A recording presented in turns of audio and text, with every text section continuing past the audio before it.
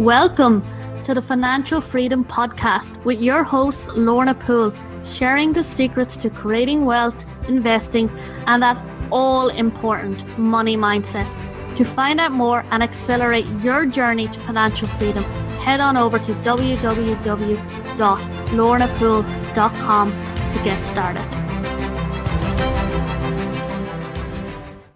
Welcome, everybody. Welcome to the Financial Freedom Podcast. My guest experts today, Ericka Young, is going to share with you the vital money conversations every successful couple should have around money. Ericka Young is the president and founder of Tailor-Made Budgets, which she opened in 2005 after she and her husband, Chris, climbed their way out of nearly $100,000 in debt. She became a certified financial coach by Dave Ramsey, Lampo Group in 2006 and combines her passion for helping people with creative debt reduction techniques so everyone can have a path to financial freedom. Ericka is a recognized financial expert who inspires people to significantly improve their finances, family, and their future with a solid plan. Ericka's best-selling book, Naked Unashamed, 10 Money Conversations Every Couple Must Have, was released online in February 2017 worldwide. Ericka, great to have you here. So great to be here. Thank you so much for having me. When I saw this and that we were going to talk about this, I was like, oh, wow, definitely. As somebody who's in a relationship and, you know, had parents in a relationship, money is a big topic for couples. It sure is. Yes, it is.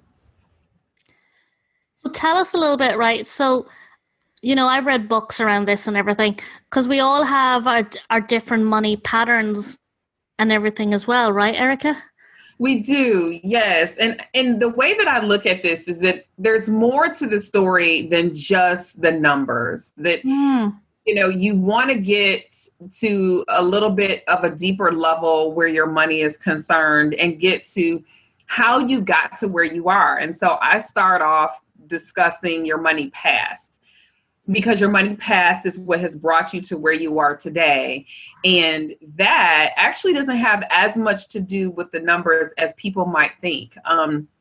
Sometimes couples need to do some talking around how they grew up around money, like what were some of the things that people discussed and what were some of the things that they saw and witnessed concerning money habits. And then just to also understand that we had role models around money when we were younger, and what was it about those role models that we admired. And so some of this is it's not really theoretical, but it really is unlocking the past things that we have seen and heard around money that have contributed to today's money story. And so I like to start there with couples because it's also non-threatening. A lot of people get very nervous around talking about the numbers and where they are and where they're not proud. But if we get a chance to uncover some of the money past that's a little less confrontational, then it gives them the opportunity to open up. And so I like starting there with couples. Yeah, because I think sometimes as a couple, we can get into a blame game without really understanding the full picture. Yes, absolutely. It's super easy when you didn't live someone else's life. It's easy to assume you know what they went through and the struggles that they have or didn't have. But when you really get to talking about the past in particular and being open and honest about those types of things, I think it lays a really good foundation for any couple to move forward as a team. And a lot of couples stay together a long time and just don't approach the topic of money. Yes, they do. And I find that to be super interesting that people are able to do that. A lot of people keep their finances separate, and that's what causes that to even be a reality. But I think that couples go farther, faster if they talk about money and they figure out what their shared goals are. And then they work together to achieve that as a team.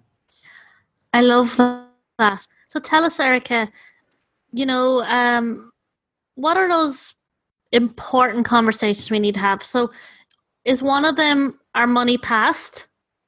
Yes. Yep. So the money past is where you begin and you talk about your history, your upbringing around money, what you were taught or not taught, what you witnessed and those kinds of things. Even the things that you heard people say. One of the things that I heard repeatedly was wait until payday, wait until payday. And if that shows up today in how I do life, or if I'm, a real fanatic about, not living paycheck to paycheck as a result of having heard that 5 million times, then that is a basis for understanding for any couple. Once you've laid that foundation, then you're able to go to your money present. And it's easier to do, but I won't say, I still think it's like the hardest thing to do is to talk about where you are right now. And that's really getting transparent with your debt load, with your income, your outgo, just understanding, what you have traded your life for up to this point, and understanding that there may be some work to do. So that is your money present. And then every couple should dream about the future and discuss the goals that they have, where they see themselves in 5 or 10 years. And just really close your eyes and imagine what the possibilities are if you take hold to this financial situation and really gain control over it. And so if you are able to do that, then I think you have a good basis for why it's important to either stay on a budget or get out of debt or save more money, because you have a vision for the future that is very crystal clear. So, I introduced yourself with you are 100,000 in debt. Okay. Yes. So, as a couple, you might want change, but maybe your partner doesn't. Or how did you come together that you both said, "Look, this needs to change. This is what we're going to do about it." That can be tricky for some couples, right? It can be. For us, the crap hit the fan. Honestly, we had a baby and our car died and we had no money to fix it. It was $1,000 engine repair and we just did not have the money to do it. And so then we realized we were in a terrible position, that an engineer and a sales professional could not come up with $1,000 to make ends meet. Not only was it scary, but it was embarrassing. And it caused us to say, it's time to wake up and do something different. And so that's when we really got serious about taking control of our money. Because when you don't have money to fix a car, typically what happens is you will decide, okay, well, I can handle a car payment, right? So I can't pay $1,000 today, but I will commit to paying $300 every month for the next 5 years. I mean, that's literally what we do. And that's exactly what we did. And so that's what made our debt grow to over $90,000, is because we decided that we needed another vehicle. And so that's troubling. It's tough. It's difficult. I mean, and so we looked at it and said, I don't want this to happen again. Yeah. And so we tried to figure out, what was it that we really wanted? Well, frankly, we wanted to get out of debt. So we actually had money. We had over $1,000 in debt payments going out. And so just think about it. If you didn't have any debt payments, it would have been easy to be able to pay the, auto repair bill. So we started looking for ways to manage our budget, find extra money, and pay off our debt. It took us 5 years to do that together as a team, but it was completely worth the journey. And that's quite quick. I know some people might not see it that way, but that's quick for $100,000. Yes. I mean, and that's the thing, is that my goal is always to help people cut their time in debt in half. So if they thought it was going to be 10 years, I'm looking to see what we can do to make it 5. If they thought it was going to be 5 years, I'm looking to see, can we do this in 24 months? Because the quicker you get out of debt, the quicker you can get to your next step. And so it's nice to have a finish line and to know that it's going to be faster than you thought it was originally. And for couples, right? So if we look at our past to understand where we're at, we look at the present to see where we need to go. We create the dream of what we want in the future. Yes. What do we do to, if for a lot of people it's clearing debt, maybe creating a budget, getting the money, investing. Where do you start? Because it can be very overwhelming. Yeah, it can be. Or what's the next conversation? Well, I believe every person needs a budget, whether you're in debt or not in debt. We are not in debt and we have a budget. And when you say a budget, what's it doing? Yeah, so it's tracking your income and your outgo for 30 days. So it's creating a plan before the month begins. So whenever you get paid next and you're looking at the next 30 days, you're creating a plan for that money before it leaves your hands. That's what a budget is to me. It's simply a plan. And you are looking to see, are there any extra expenses like gift giving, special holidays, things like that. You're also looking at the real life, that particular month, all of the utility bills and how much you're going to spend on groceries and dining out and gas, every single thing, not just bills, but everything that you will spend money on. And the reality check that for most people needs to come before the budget is to look at your spending for at least a month and add it up by category. So don't just look at what came out of your bank account and say, oh, interesting, I spent this at this place, this at this place. I want people to add it up. Look at the total amount spent in 30 days on groceries, on gas, on dining out, on clothing, on the kids. By category, add those things up so that you can see, wow, I thought I spent $400 on grocery, but what we really spent was $600.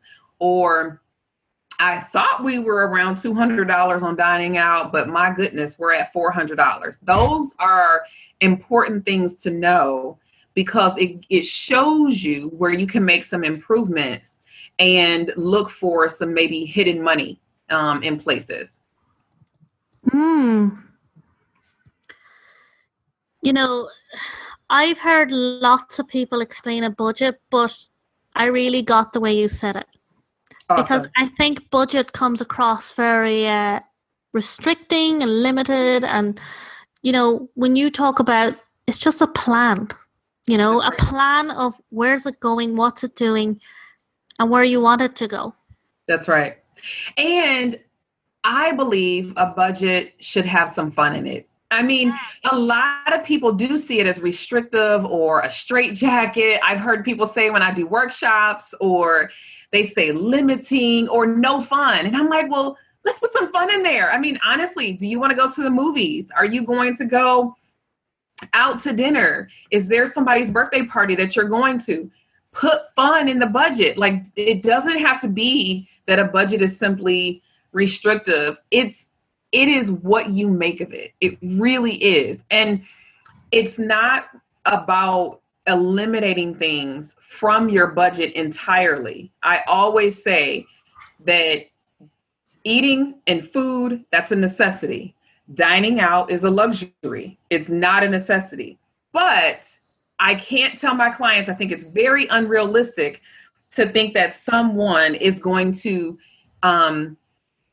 create a budget and not put dining out in it. Even my clients who say, oh, we never dine out, they still spend $50. Yeah. And then they feel bad that they overspent. And I'm thinking, well, $50 isn't a whole big deal. But guess what? You were kidding yourself when you thought that you were never going to use it. And so I say, put the fun in there. Make certain that you're realistic about your habits. And then look at it to say, if I really am excited about this goal, this end result, getting out of debt, saving some money, whatever it, or going on vacation for that matter, whatever it is, how can I tweak this budget so that big picture goal can become a reality? That's the goal, is that the budget is there to make certain that you realize the goals that you have that you really want. And what about, I have a couple of things to talk to you about, and I'm going to just say them quickly here so we can go back to them. One is the discipline of it, and Yeah. the other one I want to come back to is hidden money. So let's talk about the discipline, right? A lot of people know what they should do, but we don't do it. So Sure. How would you motivate somebody? Well, that's a good question. I think that it's an internal thing about how bad you want the goal, right? So first of all is the question you have to ask yourself is how bad do you want it? So we're not going to be so restrictive and limiting that we feel like it's deprivation. However, I do want people to really think about, if you want to go on that vacation, is that meal out worth it today? These are the trade-offs, right? Then the other part of discipline, in my opinion, is creating some healthy boundaries. One of those is using cash for your spending versus only using your debit card and swiping, where you don't have that physical response that can occur when money is exchanged. And so there's really a different thing that happens internally. It is physiological. Something that shifts in your brain when you hand over a $20 bill versus swiping. Swiping, you don't feel it. When you hand over a $20 bill, you might sweat a little bit like, did I really want that? And you might think twice about whatever that purchase is. And so I challenge my clients actually to take a 30-day period and just try it. Just try using cash. Don't feel like you've got to do it forever. We're not committing long-term. We're just going to date the idea. Let's just see if something is different if you use cash, and only for a few categories, only for groceries or dining out or miscellaneous. You don't have to do it for, 20 categories. You don't have to do it for the entire budget, but do it for those areas where you might be tempted to spend unnecessarily, and then see what happens just for 30 days. And then determine what you want to do from there. But don't knock the discipline idea of using cash without having tried it for a season. And what do you mean by hidden money? Yes, hidden money is looking at, I just said this to a client today, looking at your insurance to see if there are ways for you to reduce that by shopping around, calling your cable company to see, are there any new deals or new plans that you can get on for 12 months, or getting rid of cable altogether and subscribing to Netflix and Hulu. People are doing that all the time now. I've done that actually and saved $70 a month. Looking at your statements to see if there are services you're paying for that you no longer use. I mean, if you're going to Weight Watchers, and I'm a big Weight Watcher fan, that's awesome. But if you haven't been to a meeting in 2 months, but you're still paying for the service, what is this really doing for you? It's hurting your budget, and it's also probably making you feel bad. So a lot of people go and they say, one day I'm going to go to the gym. One day I'm going to get back to Weight Watchers. One day I'm going to use this or that, or, these services. And months or 6 months or 12 months go by and they haven't used it. So who are you really fooling? No one. They're taking your money and you've got nothing for it. And so looking for those opportunities for maybe a season, you decide, I'm going to be committed in this way to this goal so I can see this end result. I like it. Tell me this, right? As part of the money conversation couples need to have, what about your plan for financial freedom? What do you advise on that? Yeah. So financial freedom can be different for different people. The way that I define financial freedom is not having to work, but having enough money to live. And so I want to be able to live on the interest of my investments. And so what that looks like is getting to a place where you are saving enough money so that that is a possibility one day in the future. And when you have debt, you can't save a lot of money. When you have payments, you can't save a lot of money. And so ultimately, the first step to financial freedom for anyone is to get out of debt. and then to save and make certain that your investments are returning for you in a way that you're satisfied with. And so for some people, that might be real estate. For some people, that might be a multi-level marketing endeavor where they have a downline that's paying them regardless. And for some people, it might be becoming a long-term investor. For some people, it might be a business idea that's, producing some wealth for you. But all of those things are only possible if you take advantage of being free of debt, saving some money for emergencies, and then freeing up your cash so that you're able to invest in those things.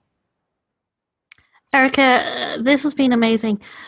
Just to put everything that we've talked about together, if a couple is listening to this, they're struggling with their money situation, they're really relating to what we're talking about. What's that kind of one thing you want to say to that couple about, look, if you do this, this will change your life? I say become a team couple and find ways to support, encourage, and develop one another so that you are truly a team where your money is concerned. You're not playing the blame game. You're not having jealousy or animosity towards one another. You're finding a common goal that you both can run after with everything in you, and you're supporting each other in your endeavor to do that. That will show up in your career, it will show up in your family, and it will for doggone sure show up in your finances. And so I say look for ways to become a team couple with your money, capitalize on each other's strengths, and encourage each other so that you can get better in where you're weak. But if you're doing this together as a team, you're going to go there faster, and then it's going to take half the time. Erika, I absolutely love that team couple. That is so good. Thank you. Erika, how do we find out more about you? Yeah, so you can find me at Tailor-Made-Budgets.com. And I'm also on Twitter, Budgets by Erika. I'm on Instagram, Tailor-Made Budgets, and Facebook, Tailor-Made Budgets as well. And I'd love for anyone who's listening to take advantage of my 7-day money challenge. And that's just 7daymoneychallenge.com. It's free, and it is an opportunity for you to make a small amount of progress every day for 7 days on your finances. Love it. Thank you, Erika. Thanks for being here. And this has been really great. Thank you. Thank you for having me. Hey, everyone. Remember to join us in the Private Financial Freedom Podcast Facebook group with me, your host, Lorna Poole. This is a safe haven of like-minded wealth-getting go-getters who, like you, are on their journey to creating financial freedom in their life. This is where you and I can get intimate. I can give you the support and guidance to go from where you are now to where you want to be, developing your wealth mindset and creating your financial freedom life. Join at www.facebook.com/groups The Financial Freedom Podcast. You will see the links to this on the website. It's in the show notes, or type it into the Facebook group.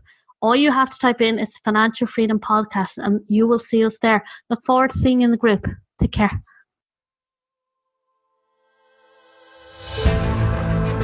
Thank you for joining us on the Financial Freedom Podcast to creating wealth, investing, and developing your money mindset. To get started today on your journey, head on over to www.lornapoole.com and grab your free course, 5 Steps to Breaking Free from Your Poverty Mindset and Accelerating Your Journey to Financial Freedom. See you there.